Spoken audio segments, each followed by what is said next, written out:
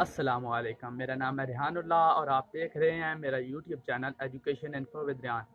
हमारे इस YouTube channel का मकसद, जैसा कि आप जानते हैं, मुख्तलिफ कॉलेज यूनिवर्सिटीज़ में दाखिला लेने के लिए मालूमात बर वक्त आप तक पहुँचाना है।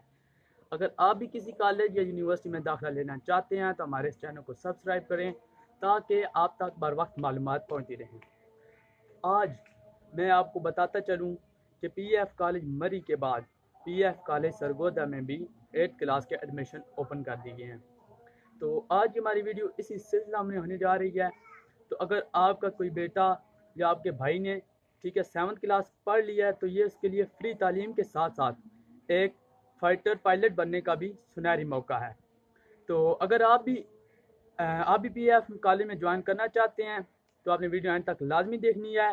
तो आज की वीडियो में हम बताएंगे कि इसके लिए कौन कौन बच्चा अप्लाई कर सकता है, उसका सिलेबस, उसके तरीका, प्रोसीजर सिलेक्शन का क्या है।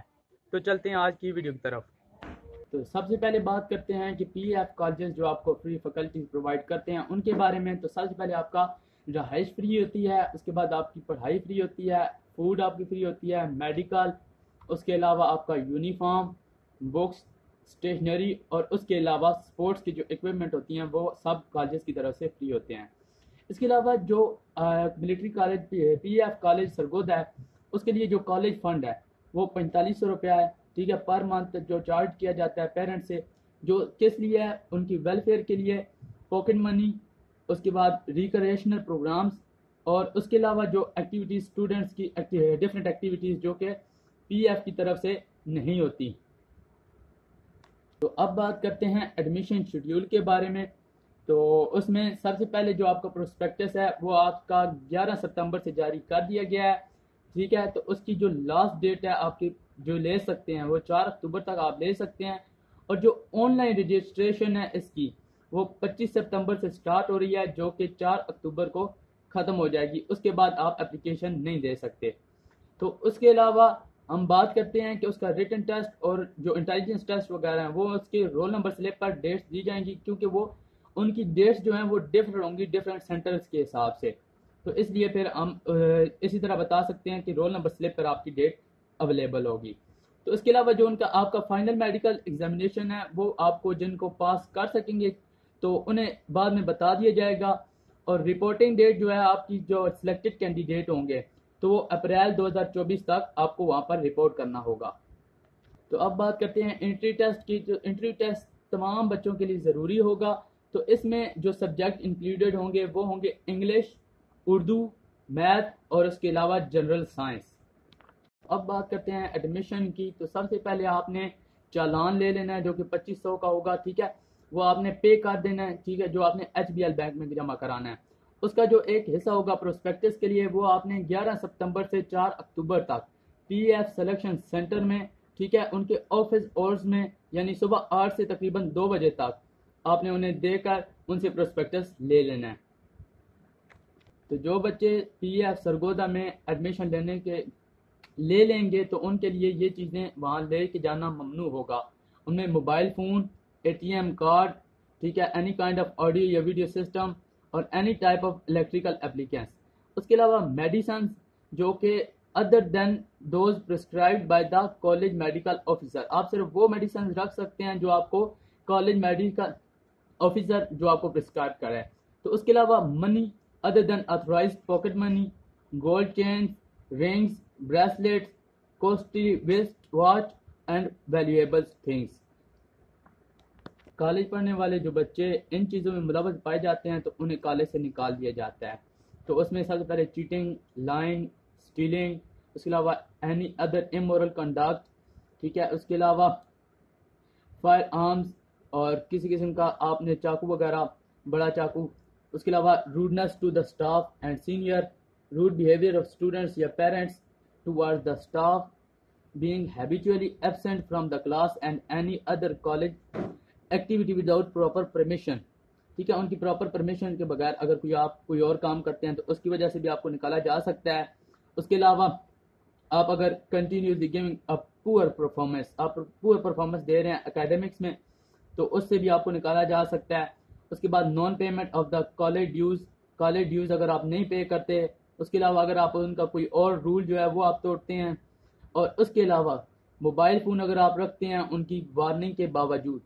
तो इसके अलावा बात करते हैं कि जो उनका प्रिंसिपल होगा तो उसमें किसी भी डिसिप्लिन मैटर में, ठीक है, उसका डिसीजन जो होगा वो उसके खिलाफ आप बात नहीं कर सकते, उसके खिलाफ आप नहीं जा सकते। अब बात है जबकि बाकी बच्चों को, ठीक है, उसकी मैट्रिक करने के बाद आर्मी नेवी कैडेट कॉलेज में भेज दिया जाता है जहाँ पे। तो अब बात करते हैं ट्रेनिंग प्रोग्राम की आफ्टर मैट्रिक। तो मैट्रिक में फर्स्ट डिवीजन लेने वाले यानी ग्रेड ए पॉजिटिव, ए और बी से पास करने वाले बच्चों को फर्द तालीम के लिए रखा जाता है, बाकी बच्चे फारग कर दिए जाते हैं। इसके बाद कुछ बच्चे joint military and training programme के तहत आर्मी नेवी के कॉलेजेस में एफएससी के लिए भेज दिए जाते हैं, जबकि बाकी तलबा पीएफ कॉलेज सरगोदा में ही अपनी एफएससी मुकम्मल करते हैं। तो एफएससी करने के बाद तमाम बच्चे, ठीक है, उन्हें आईएसएसबी में अपीयर होना होता है।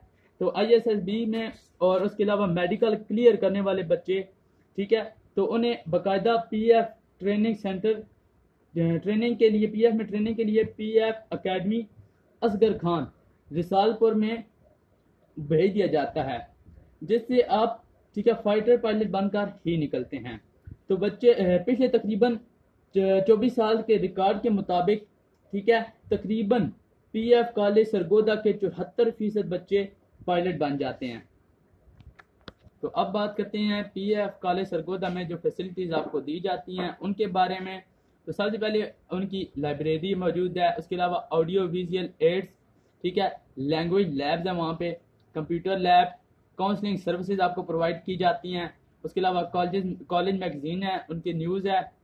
उसके अलावा हॉबीज़ क्लब है, मेडिकल केयर सेंटर है। उसके अलावा स्कॉलरशिप आपको दी जाती हैं, गेम और फिजिकल ट्रेनिंग जैसे ड्रिल वगैरह कराई जाती है। उसके अलावा हॉर्स राइडिंग क्लब है, ग्लाइडिंग की ट्रेनिंग दी जाती है आपको, और उसके अलावा रिक्रिएशनल एक्टिविटीज़ के लिए मुख्तलिफ जगह पर ले जाया जाता है। तो अब आते हैं एलिजिबिलिटी क्राइटेरिया की तरफ। तो उसके लिए जो एज लिमिट है वो 11.5 साल और मिनिमम, और जो मैक्सिमम एज है वो है 13.5 साल। उसके अलावा जो एप्लीकेंट आप एप्लीकेशन दे रहे हैं तो वो नेशनल होने चाहिए पाकिस्तान के, या फिर आज़ाद जम्मू कश्मीर के मेल कैंडिडेट वो होने चाहिए। जो कैम्ब्रिज सिस्टम के जो स्टूडेंट होते हैं वो भी इसमें अप्लाई करने के लिए एलिजिबल होते हैं। तो जो मिनिमम आपने क्लास पास की होनी चाहिए वो आपने 7th क्लास पास की होनी चाहिए।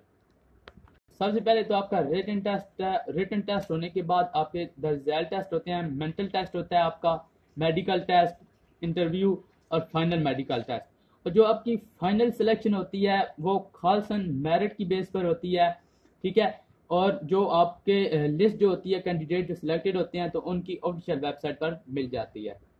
अब बात करते हैं सिलेक्शन प्रोसीजर की। तो स्टूडेंट्स की सिलेक्शन के लिए इसे 3 फेजेज में डिवाइड किया गया है।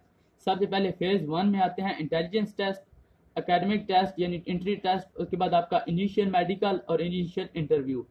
फेज़ 2 में आता है आपका फाइनल जो इंटरव्यू है वो, उसके बाद फेज़ 3 में आपका फाइनल मेडिकल एग्जामिनेशन। तो अभी फर्दर डिस्क्राइब करते हैं फेज़ 1 में इंटेलिजेंस टेस्ट की। तो सबसे पहले वो टेस्ट जो होगा आपका इंटेलिजेंस टेस्ट वो भी आपका एमसीक्यूज बेस पे होगा, उसके अलावा वो आपसे कंप्यूटर पर लिया जाएगा। तो इसके अलावा एकेडमिक टेस्ट जो है आपका वो आपका, ठीक है, एमसीक्यूज होगा, एमसीक्यूज में से होगा। तो वो आपके 4 सब्जेक्ट्स में, जैसे मैंने आपको बताया कि मैथ, जनरल साइंस, इंग्लिश और उर्दू, उनमें से आएगा। तो जो आपने अटेम्प्ट करना है टेस्ट वो आपने कंप्यूटर पर अटेम्प्ट करना होगा।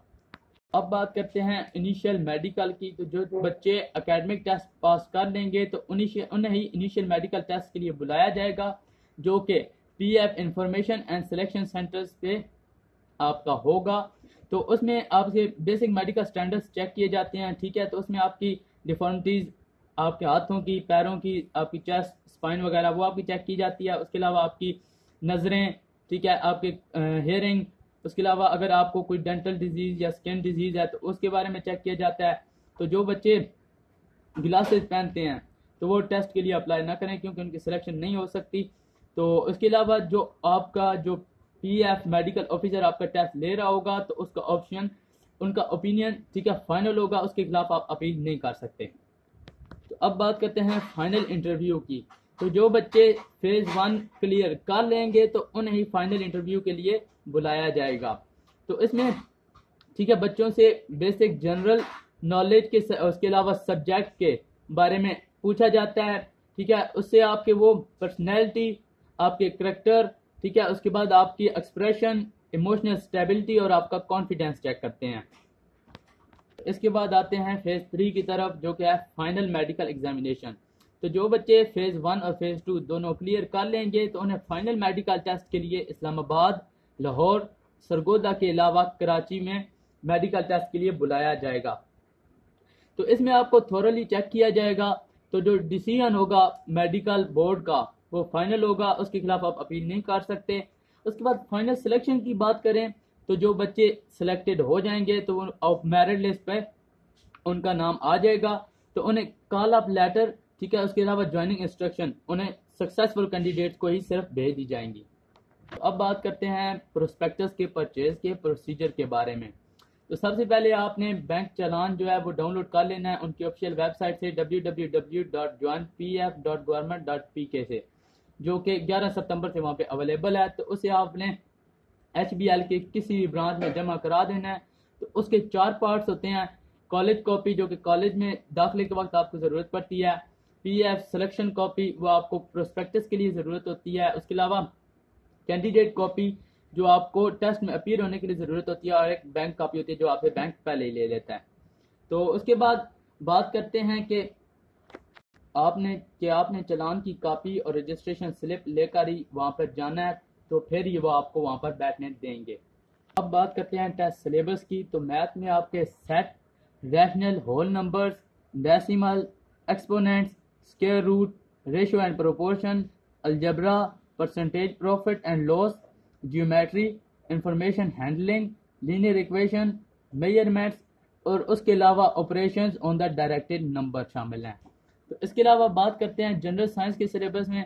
तो उसमें ह्यूमन प्लांट ऑर्गन सिस्टम, ठीक है, transport in the human and plants, reproduction in plants, environment and feeding relationship, water, light and air, structure of an atom, physical and chemical changes and processes, matter and its properties, some common gases, force, work and machines, transmission of heat, dispersion of light, sound and sound waves, circuits, electric current and magnetism, atmospheric pressure, earth, space और उसके अलावा oceans, ये शामिल हैं।